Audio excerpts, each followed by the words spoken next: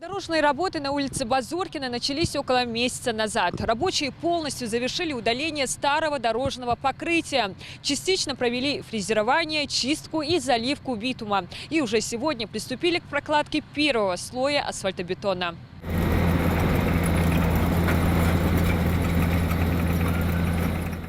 Протяженность дороги, подлежащей реконструкции, составляет 1200 метров. Около 10 лет, кроме ямочного ремонта, никаких обновлений здесь не происходило. Сейчас работы проводятся в рамках нацпроекта «Безопасные и качественные дороги». Толщина асфальтобетонного покрытия составит 6 сантиметров. Снимается старое покрытие, параллельно уже техника наносит выравнивающий слой и укладывается асфальт.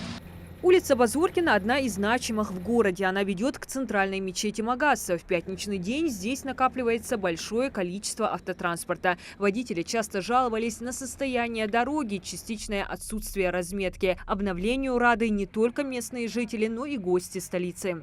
Я считаю, что это окраина.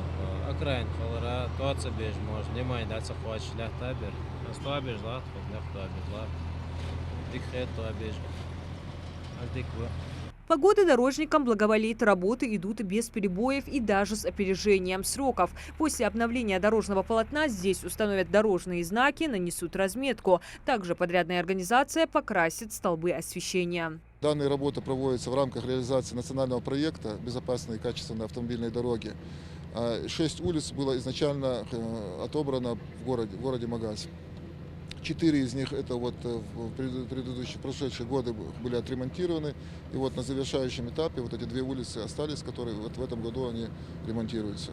Вторая улица Саида Чехкиева. Здесь в рамках нацпроекта «Безопасные и качественные дороги» уже завершили прокладку асфальтобетона. Она тоже является одной из ключевых в Магасе. Здесь сосредоточен большой автомобильный поток. Проходит общественный транспорт. Обеспечивает подъезд к ряду соцобъектов. Протяженность составляет около 2 километров. В план реализации нацпроекта дорогу включили по итогам общественных обсуждений.